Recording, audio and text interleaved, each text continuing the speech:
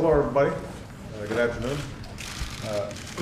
President Fernandez and I just had an excellent conversation. We first met and I think forged a good working relationship and friendship at the Summit of the Americas last year. And we have built on that relationship, as have our respective administrations, on a whole host of issues.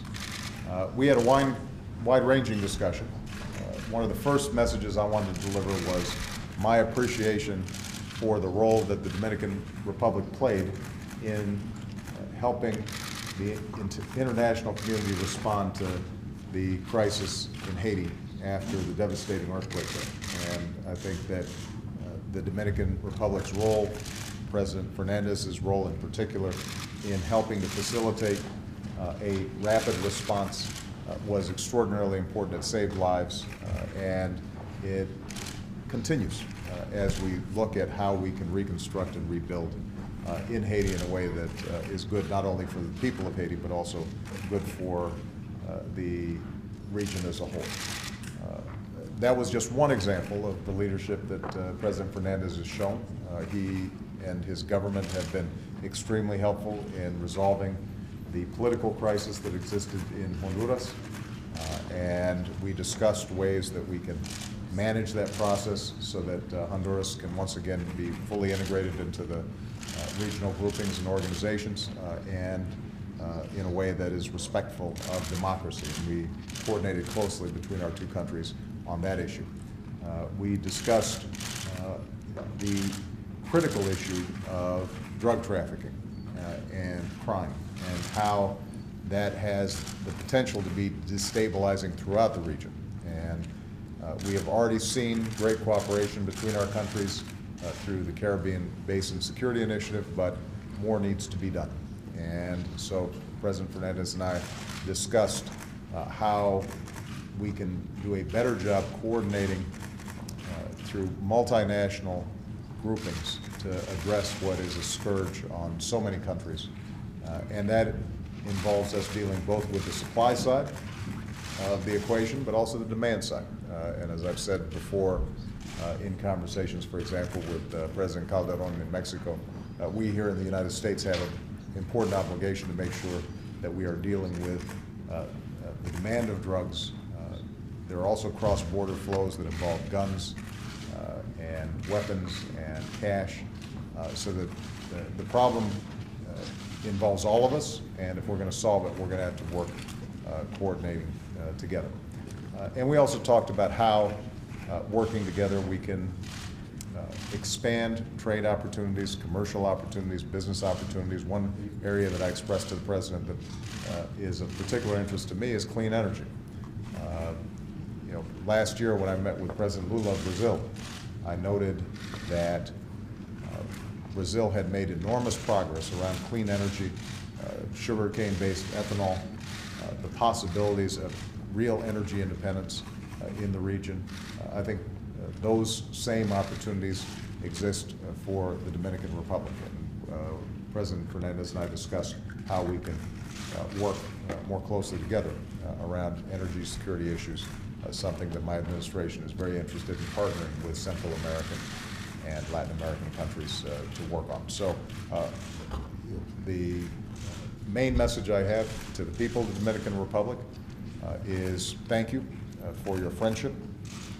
I think the American people appreciate greatly the bonds between our two countries, bonds that express themselves obviously in an extraordinary Dominican population, Dominican American population that we have here in this country.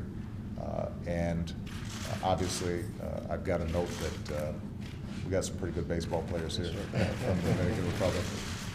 But for some reason, I've got a lot of Red Sox fans here, so we keep on talking about Ortiz, but I'm a White Sox guy. But Mr. President, welcome. Thank you for your friendship, and we look forward to a long and constructive relationship between not only our countries, but our two governments. Thank you. Thank you, Mr. President. Thank you so much. Thank you. Well, first of all, I would like to thank President Obama for this kind of invitation to come here to the White House and speak on issues that are of mutual interest for the U.S. government and for the Dominican Republic. As the President has indicated, we have agreed on several issues, some bilateral issues between the U.S. and the Dominican Republic, and also on regional issues. We do appreciate, Mr. President, that with all you have on your agenda, with all the international issues, with all the crisis, with the economic situation that's affecting worldwide, you have put on your agenda the Caribbean, Latin America, and the Dominican Republic. I think this is evidence that you do have an interest for the region and the problems that affect not only the Dominican Republic, but the region as a whole. As you have indicated, one of our major concerns has to do with drug trafficking, with transnational crime, with violence related to all these criminal activities. I think that the Caribbean Basin Security Initiative has been the right path forward. I commend you for that, Mr. President.